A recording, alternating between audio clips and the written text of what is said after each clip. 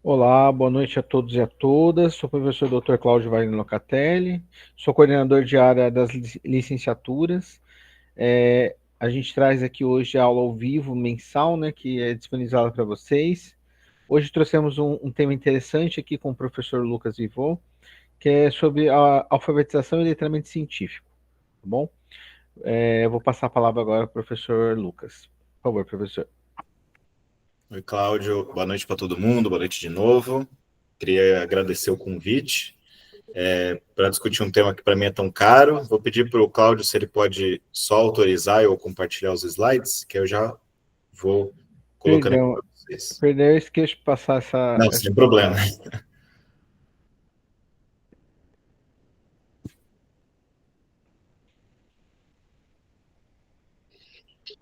Foi? Foi.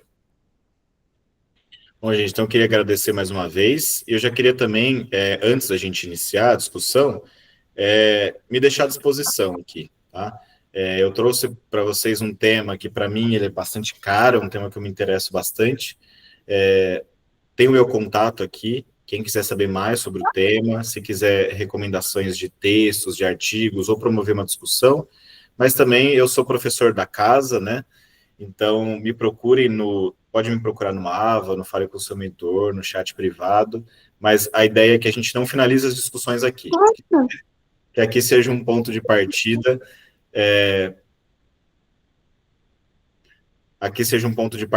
para vocês se aprofundarem no tema, ou ver e se interessarem pelo tema, que é, né, talvez uma das discussões mais contemporâneas e atuais do ensino de ciências de modo geral, tá? Bom, por que eu escolhi esse tema? Só fazer um panorama rápido. Eu já comecei a trabalhar com esse tema alguns anos atrás, né, com alfabetização e letramento científico. E tem alguns artigos publicados, alguns textos sobre isso, principalmente na ação com as professoras dos anos iniciais, as pedagogas. Então, a gente tinha uma parceria, né, desenvolvia uma parceria que a gente chama de parceria universidade-escola, que a gente tinha parcerias com as professoras de escolas públicas de Diadema, e elas, no processo de alfabetização na língua materna, ou seja, de ensinar as crianças a ler e escrever, a gente introduzia e discutia um processo de ensino de ciências, de alfabetização científica, articulado com o processo de alfabetização na língua materna. Então, foi um trabalho bastante interessante, que tem resultados bem interessantes também. Como aqui está sendo gravado, vocês vão ter acesso à gravação. Vocês podem assistir depois quantas vezes quiserem. Mas quem quiser, tiver dúvidas e participar, eu estou acompanhando o chat. Então, se você já quiser colocar suas dúvidas, a gente já pode também promovendo o debate ao longo da nossa fala aqui. Tá? Bom, eu acho que o ponto de partida, quando a gente fala de alfabetização e letramento, primeiro eu queria saber, né, se algum de vocês já ouviu esse termo, alfabetização e letramento científico, se vocês usam isso, né, quem já está em sala de aula, se já leu texto sobre isso, se é a primeira vez que ouviu falar, se quiserem pôr no chat, se alguém já conhece esse termo, para a gente também saber como a gente aprofunda também por aqui, né? Só que o nosso ponto de partida é um texto da professora Lúcia Saceron e da professora Ana Carvalho, que é o texto Alfabetização Científica, uma revisão bibliográfica. Porém, falou que é a primeira vez. Que bom, Carolina. É um texto publicado em 2011 na revista Investigações em Ensino de Ciências. Qual que é a história, né, desse artigo? A professora Lúcia Saceron, na sua tese de doutorado, ela foi orientada pela professora Ana Carvalho. E o capítulo 4 da tese, ele era um capítulo sobre uma revisão sobre a alfabetização científica. Então, a alfabetização científica, ele não era um termo novo, né? Na verdade, você tem artigos e livros que falam de alfabetização científica na década de 80, na década de 90. Só que no Brasil, ele ganha bastante força com a publicação desse artigo, Alfabetização Científica, uma revisão bibliográfica.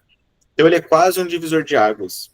Depois desse período, você começa a ver uma crescente de uso desse termo de alfabetização científica. E hoje ele é bastante utilizado, pelo menos aí na literatura especializada.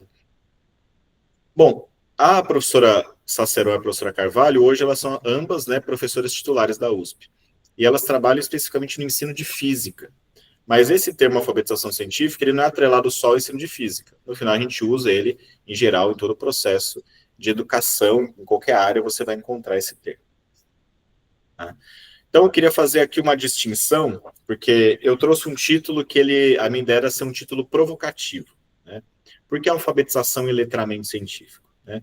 Porque quem já se aprofundou nesse tema vai ver que aqui vai ter uma discussão interessante, né? Qual que é essa discussão? O termo alfabetização, ele vem da definição da origem da palavra alfabetización, que ela vem da origem da Espanha. Então, são teorias, né, artigos, cientistas, pesquisadores da Espanha, que cunham o termo alfabetización, que vem para cá como alfabetização, que está relacionado com apropriação dos códigos e signos alfabéticos da língua materna. Então, aprender a ler e a escrever, por exemplo. Só que existe um outro termo, que é a literacy. Literacy, ele tem origem americana, né, que vem para o Brasil como letramento. E o letramento, na origem americana, ele significa a apropriação dos códigos e símbolos de alfabetização na língua materna, ou seja, saber ler e escrever. Então, alfabetização e letramento, eles têm basicamente o mesmo significado, mas em diferentes origens, né? Ou uma origem da Espanha, outra origem americana, né? Ou inglesa, de qualquer maneira. Mas quando eles vêm para o Brasil, alguns autores brasileiros incorporam esse termo e unem esses termos, e falam de alfabetização e letramento. Então você vai encontrar autores que vão falar só de alfabetização, outros vão falar só de letramento, e outros alfabetização e letramento. E aí percebe que a confusão já está aqui. A confusão está como esses artigos, como essas teorias chegaram para o Brasil. Porque como elas chegaram por diferentes autores e por diferentes vias, dependendo da linha metodológica e da linha teórica que você utilizar, diferentes termos serão utilizados.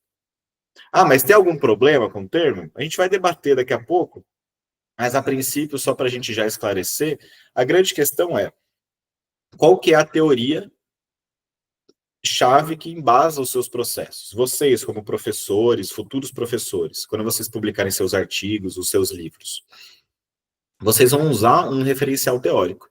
Esse referencial teórico, ele vai partir de determinado pressuposto. E ali a gente vai entender, né? Ah, aquilo é alfabetização, eu entendo letramento, ou alfabetização e letramento. Tá? Tanto é que, na pedagogia, as pedagogas utilizam no processo de alfabetização um modelo teórico feito pela professora Ana Teberoski e pela professora Emília Ferreiro, de um livro que chama Alfabetização e Letramento. Tanto é que a professora Emília Ferreiro ela foi aluna de doutorado do Jean Piaget.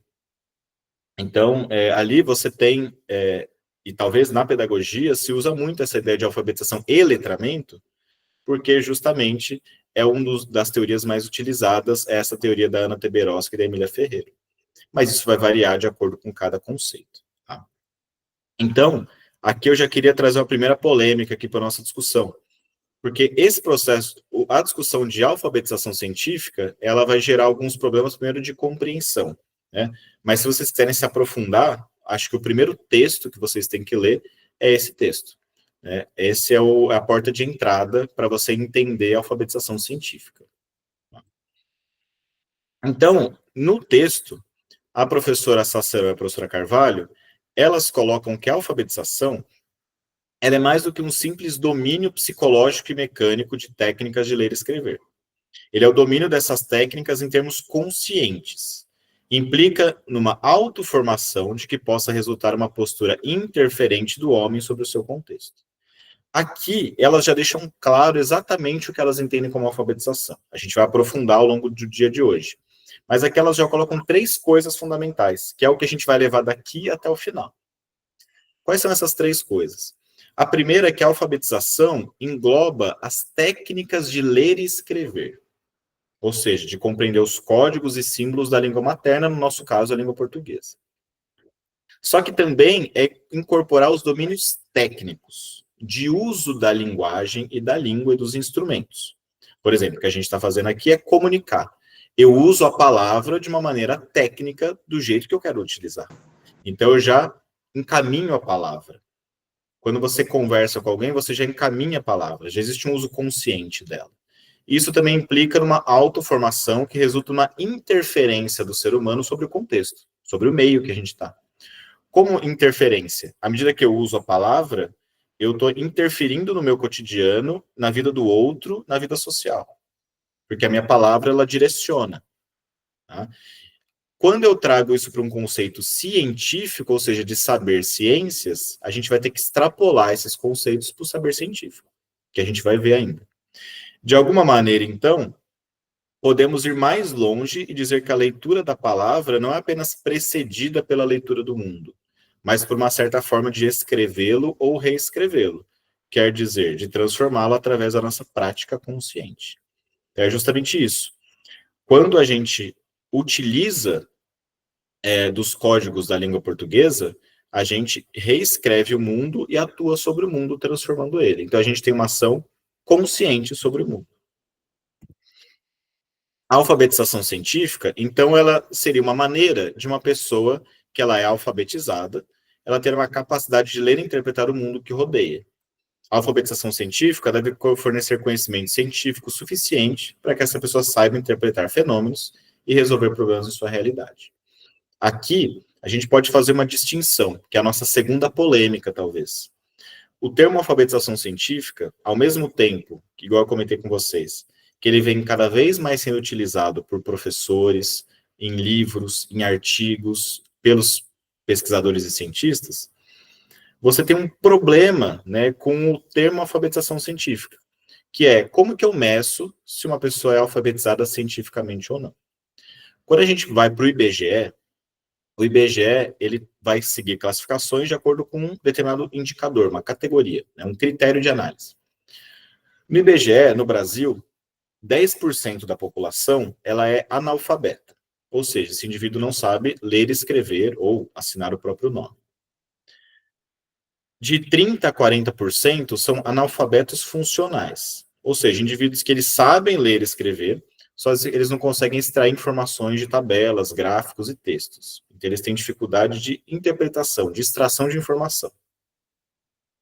E aqui, então, de acordo com o IBGE, já está sendo colocado de 50% a 60% da população brasileira. Além disso, o IBGE calcula que de 5% a 10% da população brasileira é alfabetizada cientificamente, que é um termo muito baixo, né? Além disso, 20% da população brasileira tem acesso ao ensino superior. Então, por exemplo, todos nós aqui, professores, alunos, todos nós estamos dentro da universidade. Então, todos nós somos 20% da população brasileira que tem acesso ao ensino superior. Percebe como esse número é muito baixo. Quando a gente compara com outros países da OCDE, esse número chega entre 40% a 50% da população tem acesso ao ensino superior. Então, o Brasil ainda tem uma dificuldade de inserir a população no ensino superior, né? Que mais pessoas tenham acesso ao ensino superior. Bom, e aí, como eu disse para vocês, essa discussão, ela vai chegar neste problema.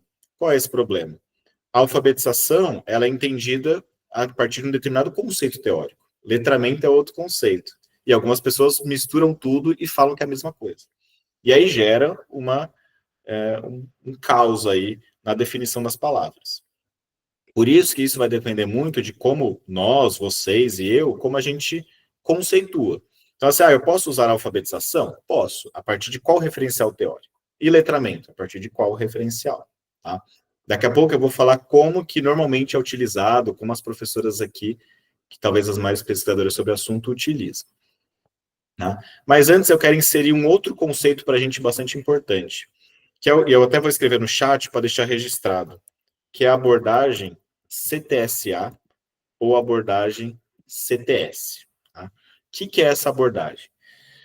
A gente entende, né, que a gente está numa sociedade cada vez mais científica e cada vez mais tecnológica. Então, tudo que você vê ao seu redor é ciência. Desde da ciência clássica da Revolução Industrial, né, fósforo, fogão, geladeira, tudo isso é ciência. Até uma ciência mais avançada, né, celular, computador, internet, a gente agora, todo mundo falando de inteligência artificial, tem propaganda de inteligência artificial até na TV, ou seja, a nossa sociedade é cada vez mais científica e cada vez mais tecnológica. A gente é mediado aqui, por exemplo, nós estamos sendo mediados por instrumentos tecnológicos e digitais aqui. Então, se a nossa sociedade é cada vez mais científica, cada vez mais tecnológica, essas ações, elas influenciam diretamente a nossa vida. Ou seja, o seu comportamento, ele de certa maneira, modificado pela ciência e tecnologia. As suas emoções, as suas questões cognitivas, tá? Porque o tempo inteiro você está imerso em ciência e tecnologia.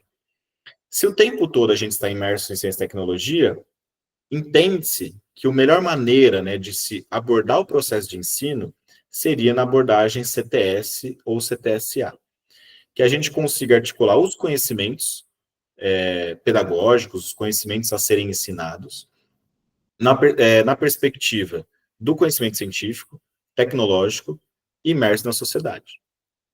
Quando fala CTSA, esse A é de meio ambiente, né? Ou seja, a gente não pode descolar a discussão dos conhecimentos científicos, tecnológicos, sociais e apartar do meio ambiente, que também faz parte do nosso processo. Né? Cada vez mais que a gente avança a ciência e tecnologia, a gente compromete o meio ambiente, por exemplo, na degradação ambiental. Então, aqui você tem também um conflito. Né? Avanço tecnológico e científico implica em degradação ambiental. Esse conflito, ele tem que ser discutido, o que a gente chama de abordagem CTSA. O Tiago colocou, afinal, somos seres biopsicossociais, exatamente. Né? Se a gente pensa nessa perspectiva que o Tiago colocou, do sujeito integral, né? Porque nós somos, né? Nós não somos fragmentados, né?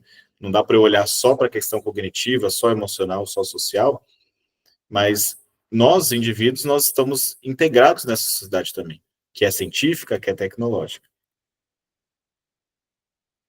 Bom, então, o que as professoras Sacerão e Carvalho definem? Elas definem, então, para a gente, e elas utilizam, a princípio, o termo alfabetização científica. O que seria a alfabetização científica? É a apropriação dos códigos e símbolos e os signos da ciência, que é o que ela chama de letramento. Ou seja, eu preciso ter o conhecimento científico daquele determinado tema. Isso é o letramento. Existe um processo de investigação, que é eu conseguir investigar esses processos científicos. Existe o processo da ação social, que é como eu interfiro a partir desse conhecimento no mundo, em mim, indivíduo, e no coletivo, porque é a nossa sociedade. Que é basicamente o que a gente já tinha discutido aqui um pouco. Então, a alfabetização engloba esses três processos: letramento, investigação social e ação social. A gente vai passar um pouco por eles. Elas também colocam dois outros processos: o letramento, ou a literácia científica.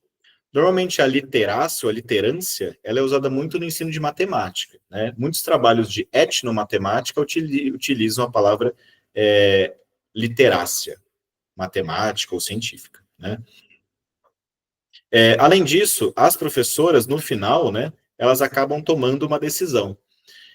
Se você lê os trabalhos da professora Saceron, isso já em 2011 ela fazia, mas até hoje, nos trabalhos que ela publica, nas entrevistas, enfim, no que ela faz, ela utiliza muito do que ela chama de enculturação científica. O que é enculturação científica? Ela entende que como a ciência está dentro da nossa sociedade, igual a gente falou, né, da abordagem CTSA, a ciência faz parte do nosso dia a dia. A Damari, né, Damari, isso? A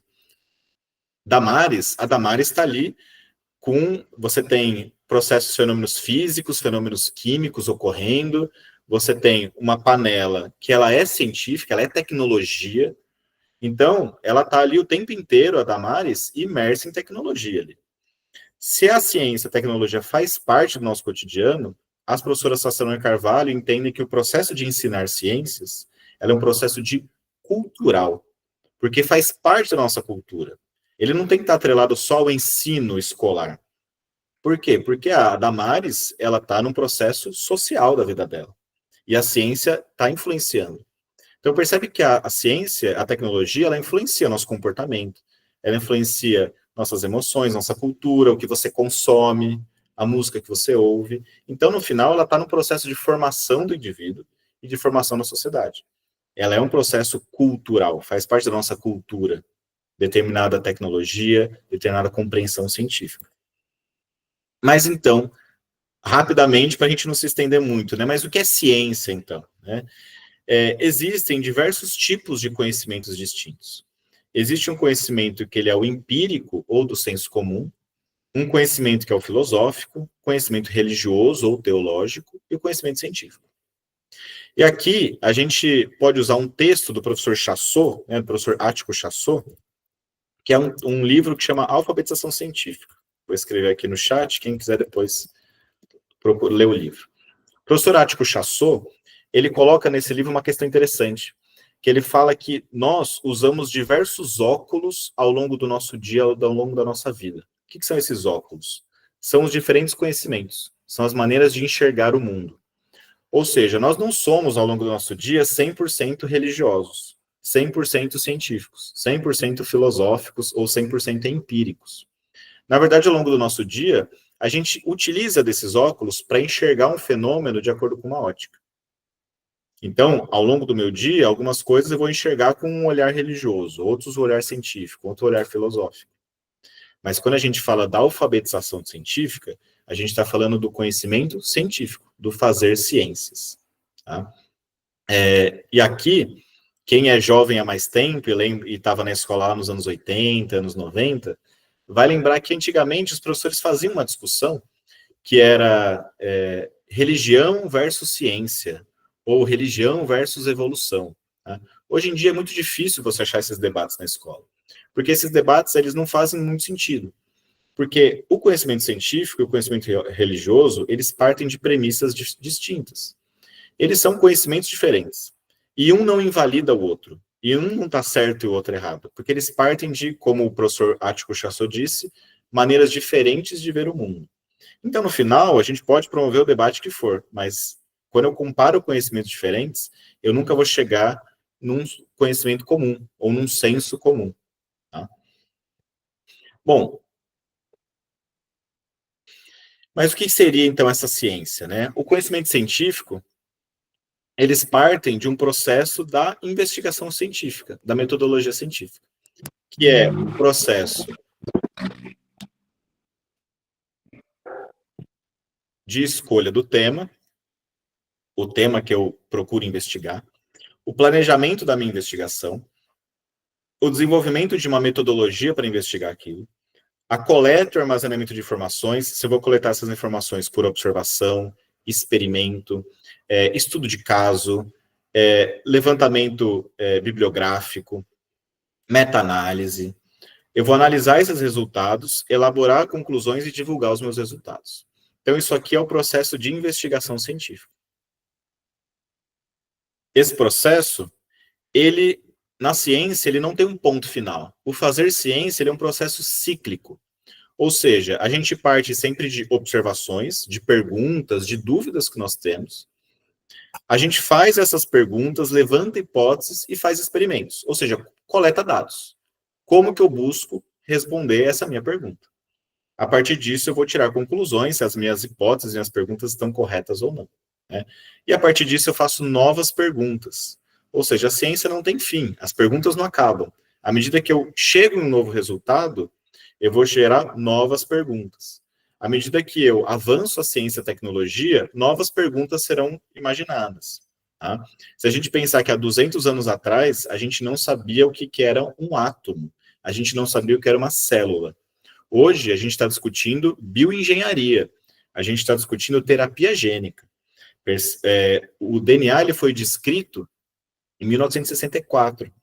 Então, a gente está falando aqui de 60 anos e você está tendo manipulação de DNA. Então, percebe que as perguntas que hoje a gente nem pensa em fazer, no futuro são perguntas novas a serem feitas. Então, à medida que a ciência e a tecnologia avança, a ciência ela sempre se renova. Porque a ciência ela parte de um pressuposto que ela é falível. Ou seja, ela estará errada à medida que um novo conhecimento for hegemônico e se contrapor a ela. Então, por exemplo, para a gente aprender onde fica a padaria mais próxima da nossa casa, ou para a gente amarrar os sapatos, a gente não precisa de investigação científica e saber o que é ciência. Basta eu ter o que a gente chama de conhecimento empírico, né, de experiência de vida. Eu vou lá e aprendo onde é a padaria e faço. Tá? Mas, por exemplo, se eu quero saber qual é a temperatura do planeta Mercúrio, que é o planeta mais perto do Sol, eu consigo, a partir da minha experiência, saber qual é a temperatura de Mercúrio? Não. Eu vou precisar, através de um processo de investigação, de metodologia científica, chegar na temperatura de Mercúrio. Né? Ou, por exemplo, como que eu consigo compreender que a luz do Sol leva 8,33 minutos para chegar na Terra. Isso, o conhecimento filosófico, religioso e empírico, ele não me dá. Então, percebe que cada pergunta depende de um determinado óculos, uma determinada maneira de eu ver o mundo. Outro exemplo, por exemplo, no norte de Portugal, chove mais do que no sul. Aí você fala assim, se a Simone me fala isso, ó, Portugal no norte chove mais do que no sul. Eu falo, mas da onde tirou essa informação? Então, na verdade, se a gente for investigar esses dados, né, por exemplo, a gente analisa o Instituto de Meteorologia de Portugal, a gente vê que no mês de janeiro de 2003, a precipitação em Faro, que é uma cidade no sul de Portugal, situou-se entre 20 e 40 milímetros, enquanto no mesmo período em Porto, situou-se entre 350 e 400. Ou seja, no norte chove mais do que no sul mesmo. Então, eu levantei um dado e, a partir desse dado investigativo, eu tirei uma conclusão, que no norte de Portugal chove mais do que no sul. E aí sim eu estou usando o conhecimento científico aqui. Aqui eu coloquei mais algumas perguntas que eu não vou respondê-las, é só para levantar a pulga atrás da orelha de vocês, para a gente pensar nisso. Por exemplo, por que o leite sobe ao ferver e a água não? Ou por que o navio não afunda e um grão de areia afunda e uma pedra afunda? Se a gente não tem o conhecimento científico, são perguntas que a gente não tem como responder. Então eu, Lucas, vou pensar por que o leite sobe ao ferver e a água não? O que eu vou precisar a partir dessa pergunta? Um processo de investigação científica para saber como chegar a essa conclusão. Como eu respondo essa pergunta? Então, a professora Katia Smolka, ela, que é uma professora da Unicamp, ela coloca num artigo bastante interessante que ela afirma que a gente não aprende ou ensina a ler e escrever. Né? Então, a gente não aprende a ler e escrever ou se ensina a ler e escrever. O que a gente aprende é usar uma forma de linguagem, uma forma de interação verbal, uma atividade simbólica. Como assim? Quando todos nós aqui, fomos alfabetizados na língua materna, lá quando a gente era pequeno, o que a gente foi ensinado? A utilizar a língua e a linguagem. Então, a gente está usando uma atividade simbólica. Se a gente nascesse em outro país, nós aprenderíamos outras línguas e linguagens. E, às vezes, uma mesma palavra, ela pode ter um significado no Brasil e outro significado em outro país. Percebe que ela é uma atividade simbólica. Ela é um produto simbólico. Ele é um símbolo que aí você usa essas ações ao longo do seu dia. Então, o professor, ele exerce um papel fundamental nesse processo. Não só de dominar a escrita, né, mas também de favorecer a elaboração de perguntas que favoreçam um confronto, né, que questione as hipóteses, que façam as crianças pensar. Né. Eu, Lucas, eu sou formado em biologia, né, sou biólogo, e uma vez me perguntaram, os alunos perguntaram, falaram, né, sobre o formato da Terra, se a Terra não era redonda. Né? E aí é uma questão bastante interessante, né? Porque aqui tem várias questões para se discutir. Por exemplo, vamos pensar aqui em mim. Eu quero saber qual é o formato da Terra. Bom, para mim, Lucas, tem duas opções. Né? Ou, há mais de 200 anos, a gente já tem modelos teóricos que falam que a Terra é redonda, então já existe na ciência bem estabelecido que a Terra é redonda. Isso seria uma primeira opção. Então, falar, tudo bem, aqui eu já entendi que é redondo. A segunda opção, a gente, por exemplo, no Brasil, a gente tem um senador que ele é um astronauta. E ele já foi para o espaço, já deu entrevista e falou, a Terra é redonda. Eu vi lá de cima, no espaço, e ela é redonda mesmo. Bom, para mim, Lucas, eu já estou satisfeito já. Então, existe um modelo teórico e a gente tem um brasileiro astronauta que viu que a Terra é redonda. Bom, então a gente já tem aqui informações para conseguir pensar nisso. Só que agora imagine eu, Lucas, de novo. Eu sou astronauta? Não sou. Eu vou alguma vez para o espaço na minha vida? Não vou. Então tem como eu ver o planeta Terra? Não tem. Eu nunca vou conseguir saber se a Terra é redonda ou não, porque eu não vou para o espaço. Então percebe que o conhecimento empírico, o conhecimento do senso comum, ele não vai responder essa pergunta para mim. O que eu vou precisar? De um conhecimento científico, de um processo de investigação. E aí sim, aí eu vou procurar um artigo confiável, um modelo teórico, um astronauta que foi para o espaço, e aí eu consigo responder isso. Mas perceba o que eu preciso aqui? O confronto. o confronto é importantíssimo, né? O Piaget, ele coloca uma questão importante, que é o confronto, né, cognitivo. O que é esse confronto cognitivo? Que quando o estudante, ele se vê num choque, né, de compreensões, né, por exemplo, qual é o formato da Terra, se ela é redonda ou não, percebe que isso é um conflito cognitivo. Qual que é a função de nós, professores, todos nós que estamos aqui? A gente fazer com que esse conflito cognitivo gere uma resposta para esse estudante. Eu posso chegar para ele e falar assim, ó, a Terra é redonda e acabou? Não, porque se eu fizer isso, eu acabei com o processo de investigação do aluno. Lembra que eu falei, né? É o letramento, a investigação e a ação social. Então, o processo de investigação, ele tem que estar dado para o estudante. Então, os confrontos, eles são importantes. E aí, qual é a função de nós, professores? Nós temos, até coloquei em caps lock aqui, a intencionalidade, né? O engenheiro, ele aprende a cuidar da construção, o veterinário do bicho. E nós, professores, nós aprendemos a ensinar. Nós sabemos sobre educação. Então, só quem pode, no processo de ensino, é a gente. Nós temos a intenção. Qual que é a intenção? A gente sabe de onde a gente está partindo e a gente sabe para onde a gente quer ir. Qual é o ponto final? Então, se a gente tem a intenção no processo de ensino, a gente tem que promover processos que gerem conflitos cognitivos, que questionem os estudantes a levantar hipóteses, a pensar, a questionar. Ah, mas se o aluno questionar que a Terra não é redonda, tudo bem, faz parte. Porque aí, nesse processo, o que eu preciso? Eu preciso que ele ensinar o processo de investigação para que ele consiga responder essas perguntas por si só. Então, o processo de ensinar ciências, ele envolve um processo de didática, que envolve o próprio processo de método científico que eu acabei de falar. Ou seja, observar o mundo e fazer perguntas, propor hipóteses e organizar e extrapolar com as conclusões. Então, nós, professores, nós temos uma ação, o Tiago até colocou, né, ali a questão da dialética. Isso, eu vou falar um pouquinho da dialética daqui a pouco, mas a dialética clássica do Spinoza, que o Tiago traz, é justamente isso. Eu tenho uma ação entre sujeitos. Então, um sujeito está sempre relacionado com outro sujeito, né?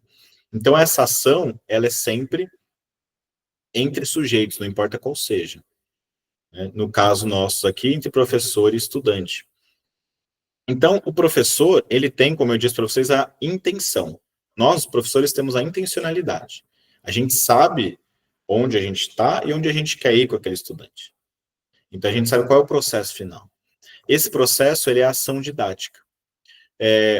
O Chevalar, ele coloca um conceito interessante, que é o conceito do saber científico e do saber escolar. O que são esses conceitos? O conhecimento que ele está no livro, está no artigo, ele é o conhecimento científico.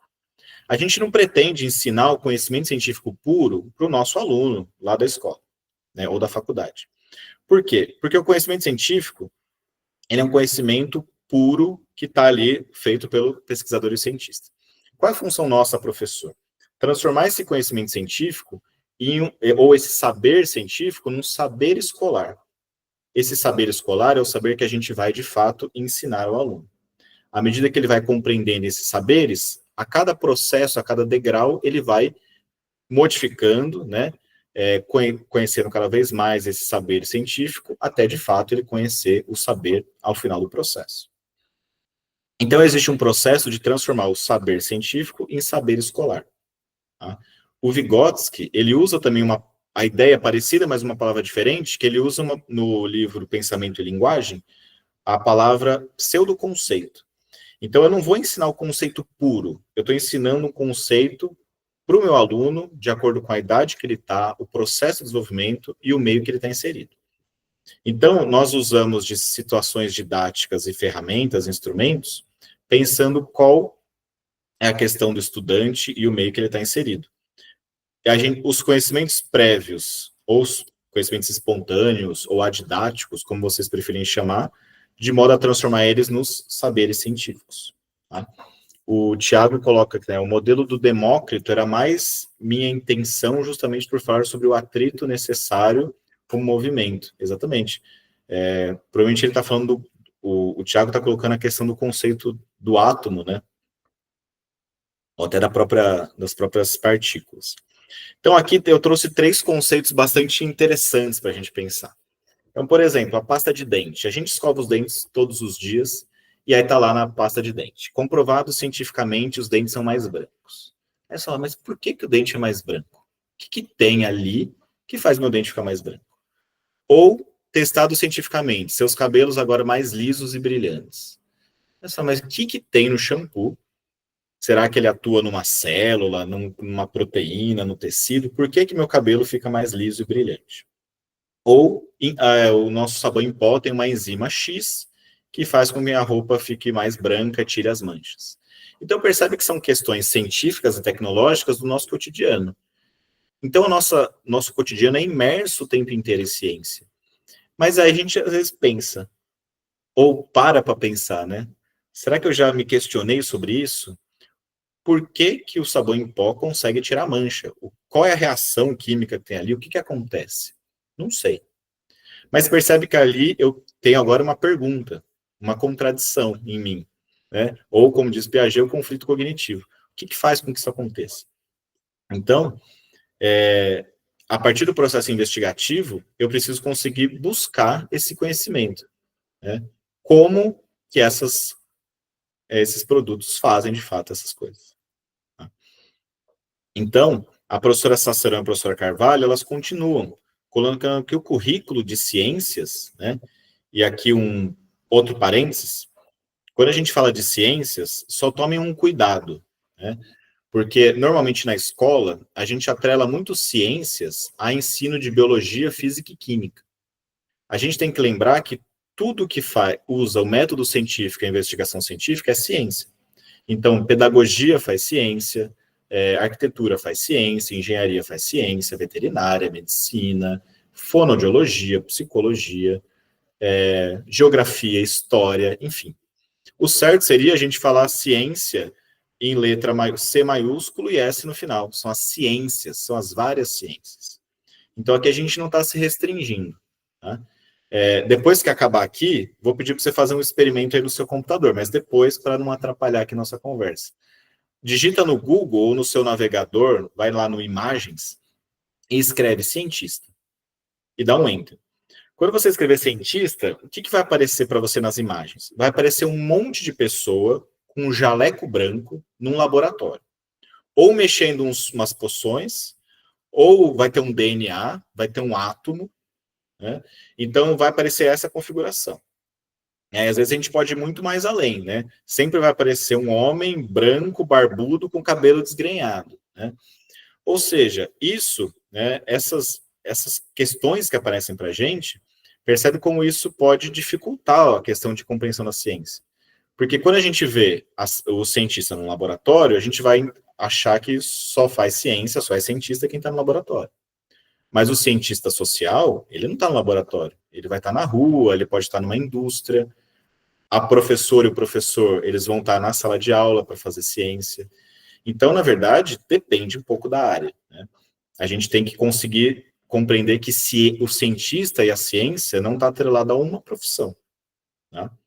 Ou uma área de formação específica. Bom, ao mesmo tempo, existe um trabalho interessante do professor Nélio Biso, que ele fez o levantamento com estudantes no Brasil nos últimos 10 anos. Já saiu algumas atualizações, saiu os trabalhos de 2023 e 2024, que ele mostrou que no Brasil existe um desinteresse crescente dos estudantes do Brasil em ciência e em ser cientista. Então, o que significa isso, né? Como eu disse para vocês, a sociedade é cada vez mais científica e tecnológica. Só que, ao mesmo tempo, no Brasil, cada vez menos os nossos adolescentes e alunos se interessam por fazer ciência, estudar ciência ou ser cientista.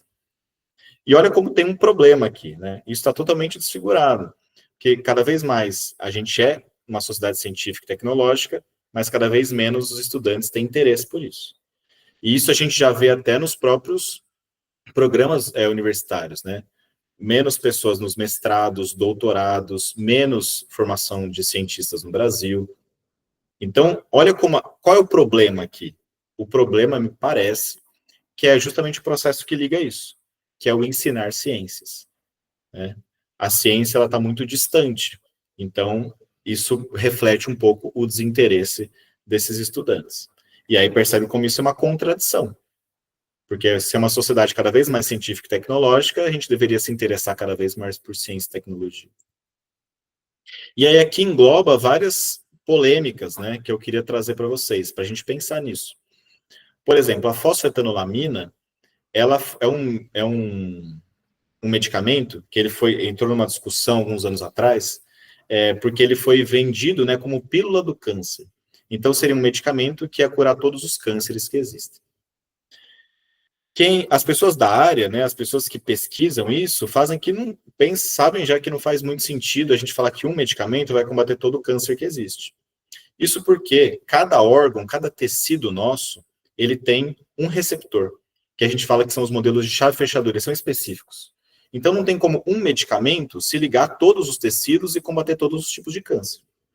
Tanto é que esse medicamento ele não foi aprovado pela Anvisa, e aí os pesquisadores levaram para os Estados Unidos, para o FDA.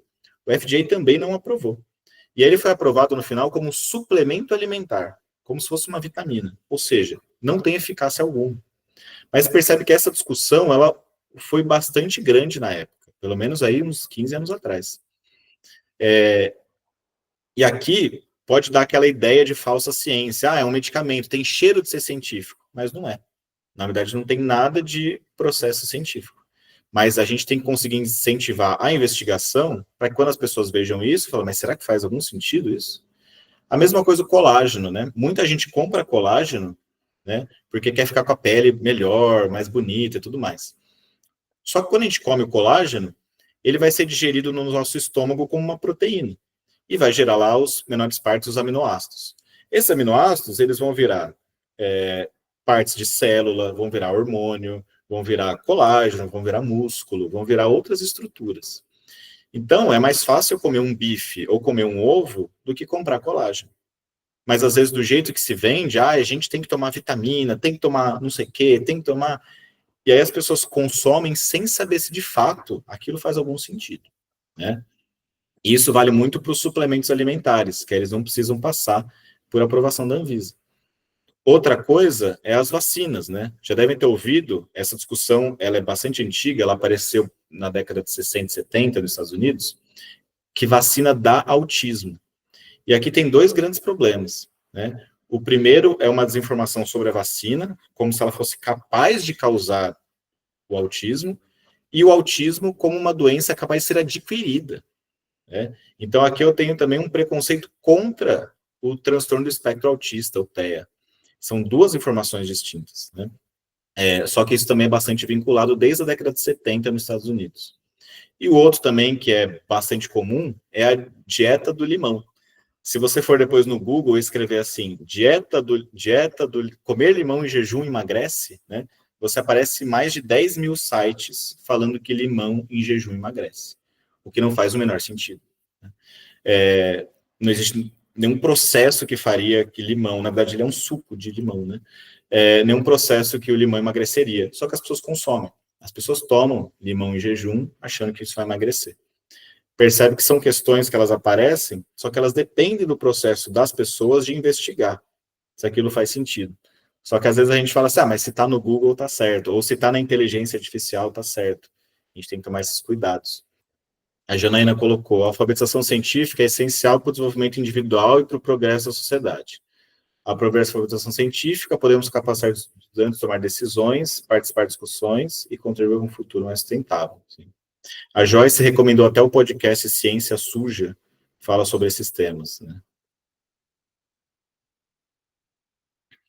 Bom, então aqui eu trouxe um exemplo do currículo do Estado de São Paulo, né? A gente pode analisar outros currículos depois, mas aqui é o currículo paulista. O currículo paulista, ele coloca um texto bastante interessante, né? Ensinar e aprender ciências, C maiúsculo e S plural, né? Ciências na contemporaneidade implica em considerar os diversos processos de transformação dos fenômenos naturais e os decorrentes da ação humana, ao longo do tempo, aprimorar e aplicar habilidades e conhecimentos dos estudantes, mobilizando para o enfrentamento adequado desse contexto de transformação. Então, ele engloba aqui o letramento, a investigação e a ação social. E aí, no próprio currículo paulista, olha que interessante, você abre lá, e ele está lá, compromissos da área, letramento científico e investigação científica. Essas duas coisas levam a um sujeito transformador. O que é o sujeito transformador? É um sujeito capaz de transformar a sociedade e o mundo ao seu redor. Ou seja, é ação social. O que eles estão escrevendo aqui sem falar? A alfabetização científica. Eles estão colocando no currículo que o processo de ensino tem que estar atrelado a um processo de alfabetização científica, de compreensão dos códigos da ciência, o processo de investigação e a ação social. Então, o letramento, eles definem lá no currículo, envolve a capacidade de compreender e interpretar o mundo natural, social e tecnológico, então aquela abordagem lá CTSA, mas também de transformá-lo com bases nos aportes teóricos e processuais da ciência. Então, é exatamente a mesma coisa que a professora Sacerón e Carvalho discutiram lá há 15 anos atrás. A investigação pressupõe observação, análise de evidências e proposições de hipóteses na definição de um problema, experimentação, construção de modelos, entre outros processos e métodos. Nesse exercício investigativo, podem ser desenvolvidos o pensamento crítico, né, a criatividade, a responsabilidade e a autonomia, além de aprofundar as relações interpessoais. E aí foi exatamente essa discussão que eles colocam. Né? Além disso, tem uma outra informação interessante, né? Eles colocam da questão no currículo ainda, né? A questão da intradisciplinariedade e da interdisciplinariedade. Então, que os nossos processos de ensino sejam cada vez mais interdisciplinares. Que a gente consiga ensinar o conhecimento em si a partir da ótica que ele pertence. Então, a gente não categorizar o ensino. Mas essa discussão da interdisciplinaridade é uma discussão para outro momento, né? Que ela engloba, acho que mais uma boa discussão sobre isso. Então, fazer ciência é diferente do usar ciência, igual eu já comentei com vocês também. O que isso pressupõe? Isso pressupõe que a população, não é que todo mundo vai ser cientista e todo mundo vai fazer ciência. Né? Não é que, existem bebês cientistas, eu vou transformar os alunos em cientistas. Não. Cientista, a pessoa se formou no ensino superior, trabalha em algum local e aí ele faz ciência, é um cientista. Né? O que a gente ensina na escola, diferente da atividade, do trabalho que esses alunos vão ter, é eles saber como os novos conhecimentos produzidos pelos cientistas trazem avanços e consequências. Então, é a gente pensar criticamente sobre esses avanços. Nisso, a alfabetização científica ela tem 3 compreensões. O entendimento da natureza da ciência, da compreensão dos termos e dos conceitos, e o entendimento dos impactos da ciência e tecnologia. Ou seja, quais são os impactos que o avanço científico e tecnológico trazem para a gente e para a sociedade. Então, o que seria essa habilidade da pessoa alfabetizada cientificamente? Eu já estou finalizando já. Utilizar os conhecimentos científicos, exercer o controle sobre a ciência e tecnologia, bem como a ciência e tecnologia refletirem a sociedade, que é quando eu tinha falado ali com o Tiago, que ele citou a dialética. Se a gente pegar a dialética clássica do Spinoza, ele fala justamente isso. Né? A dialética é uma ação entre sujeitos. Então, sempre um sujeito, ele se relaciona com outro sujeito. Sempre, em qualquer situação. Esse processo dialético, na verdade, aqui a gente está extrapolando quase como se o processo social ele reage com o processo material da ciência e tecnologia, o processo material ele também interage com o processo social. Que é isso aqui, né? A sociedade exerce controle sobre a ciência e tecnologia, só que a ciência e tecnologia também exerce controle sobre a sociedade.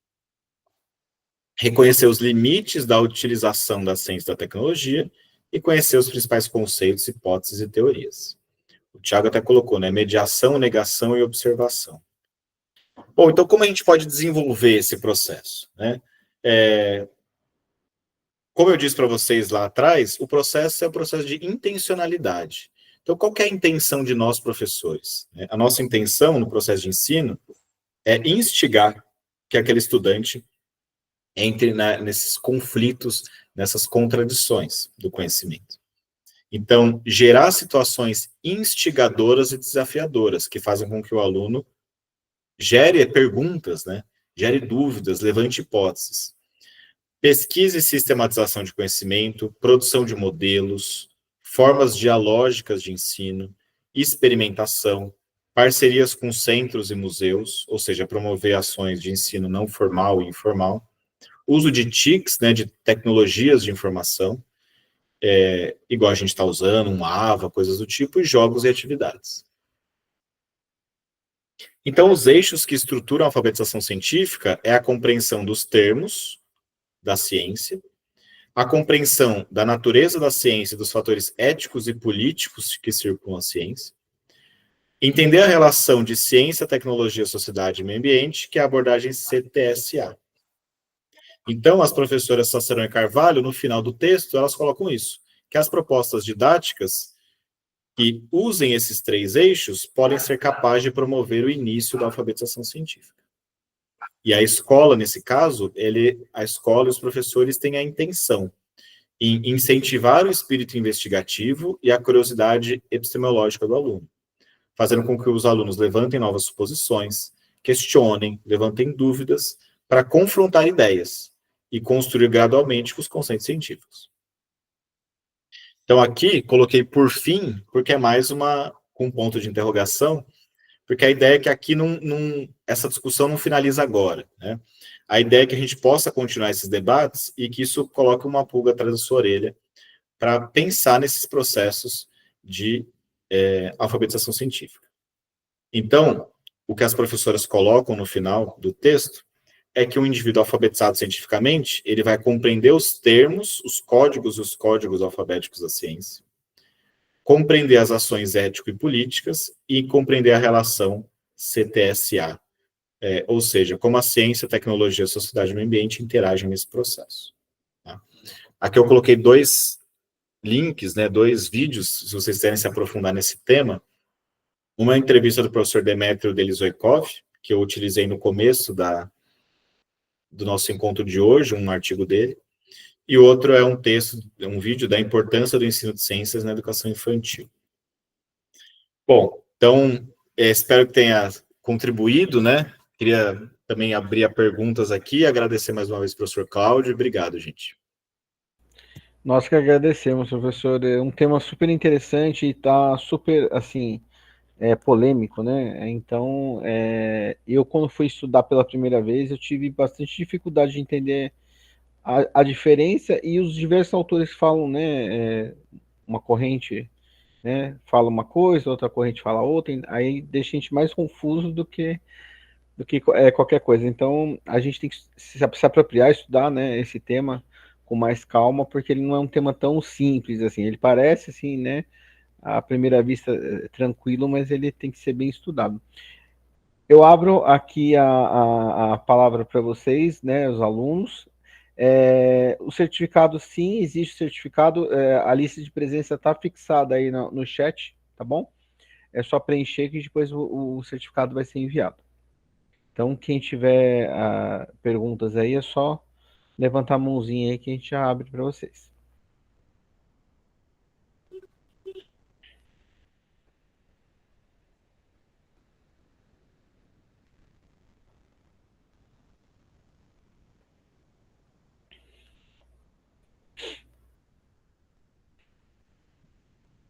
Oi, Thiago, pode falar. Boa noite, professores. Boa noite a todos, na verdade. Boa noite. É, é muito interessante estar nessa aula sobre letramento científico, justamente porque há alguns anos atrás, 3, 4 anos atrás, eu tinha feito um estudo.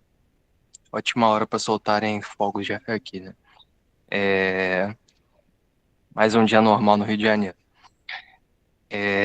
Eu tinha levantado um estudo sobre o letramento científico e principalmente sobre o letramento digital do povo, porque é uma coisa que eu reparei que ficou muito evidente no governo anterior, foi justamente a questão dos disparos de massas, as correntes de WhatsApp e essas coisas assim, a questão de falsas informações sendo disparadas em massa e um brutal investimento, inclusive de capital estrangeiro em cima disso.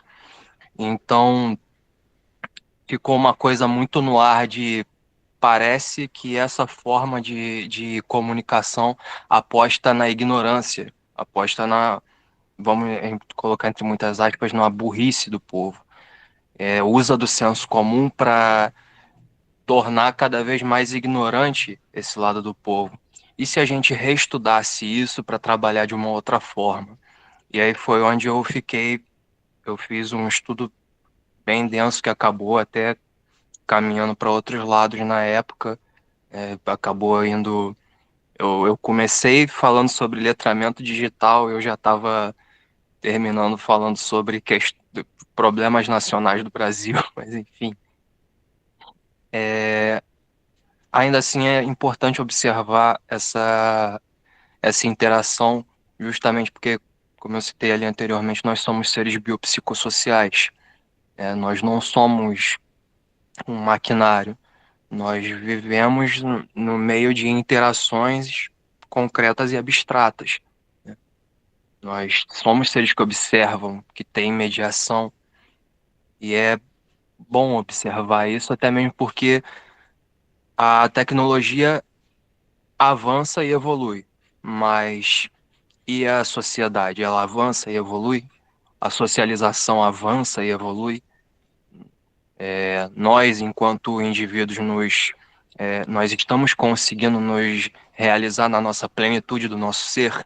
Ou a gente ainda está vivendo uma existência diminuída que não nos cabe e a gente serve para produzir e acabou? É meio que esse era o ponto. Só comentar que eu achei excelente a aula mesmo. Eu acho que obrigado, Thiago, pela contribuição. Eu me veio à cabeça aqui com o que você colocou, que assim, tem um livro bastante interessante, não sei se já chegou a ler, que também é da professora Ana Carvalho, que chama A Necessária Renovação das Ciências, né? Que ela debate um ponto que a gente traz um histórico do Brasil positivista, né, o positivismo clássico, né, o tema do positivismo é ordem, progresso e amor, isso até incorporado na bandeira do Brasil. Então, a gente traz muito na ciência a ideia positivista, né, que é uma ideia, em última instância, cientificista, né? E como a ciência ela acaba não respondendo todas as perguntas, igual eu falei, vários óculos são possíveis, existe um contrário do cientificismo, que seria o negacionismo, negar toda a ciência. Só que aí ambos são problemáticos, né? Porque negar toda a ciência, igual eu disse, né? O fósforo é ciência, o fogão é ciência, mas também que a ciência ela vai chegar a uma teoria uma teoria única e responder todos os problemas, também é problemático. Porque aí falta o eixo da questão ética e de contradição da ciência. Então, acho que é um texto que vale a pena ler, se você se interessar, que é justamente pensando nisso. A gente tem que saber fazer esse balanço, né? Nem pender para o lado cientificista, nem para o lado negacionista. Não posso negar toda a ciência, nem exaltar todo o processo científico, né? Porque aí seria a criticidade. Eu vou criticar e compreender de fato aquele conceito, né? Pegando o gancho com o Thiago falou, né, sobre desinformação, as redes sociais, né, então, assim, infelizmente, né, eles transformaram esses meios de comunicação digitais aí, né, em armas políticas, né, em armas às vezes, de desinformação da população proposital, né, investe bastante dinheiro, né, para robôs, para o pessoal produzir esse conteúdo fake para realmente enganar a população, né? Então, assim, a desinformação são as fake news, né? Infelizmente, eu participo de todas as redes sociais e eu vejo cada aberração que dá até medo, né? Mas por isso que a gente tem que estar sempre resguardado de não acreditar, né, na primeira fonte de informação que você vê. Você viu uma coisa chocante, uma coisa, né, que você acha né, que não está correta, vai checar em outra fonte, vai pesquisar, porque assim, às vezes a primeira fonte que a gente vê, ela está enviesada politicamente, está enviesada economicamente, então a gente tem que tomar muito cuidado com as nossas fontes de informação, tá? Porque hoje em dia, para criar um post aí viral, né, que vai dar likes para as pessoas fazem, vende até a mãe, né? Então, assim, tem que tomar muito cuidado, tá? Com esses influenciadores, youtubers, essas coisas assim. Tem muita gente legal, séria, mas também tem muita gente picareta por aí. Então tem que tomar cuidado, tá bom? Se tiver mais alguma pergunta, é só levantar a mão, gente. Senão a gente vai caminhando aí para o encerramento da nossa aula. Conseguiu, Lidina? Ah, que bom. As aulas, gente, elas são sempre gravadas, tá? Depois eu compartilho com vocês novamente o link do YouTube das licenciaturas, tá? Todas as aulas ficam gravadas lá, tanto no YouTube da instituição, né, da UFBRA, como no YouTube dos cursos de licenciatura, tá? Então a gente fica à disposição. Agradeço mais uma vez ao professor Lucas pela aula. E mês que vem temos mais, tá bom? Tem um tema diferentão também, que a gente vai trazer aí no final de outubro, tá bom? Eu também queria agradecer, Cláudio, pelo convite, agradecer a todo mundo que está aqui pela discussão, e também me deixo à disposição. Quem precisar, vocês têm meu e-mail, meus contatos, e a gente pode aprofundar as discussões, gente. Obrigado. Obrigado, gente, até a próxima. Tchau, tchau. Tchau, obrigada, boa noite.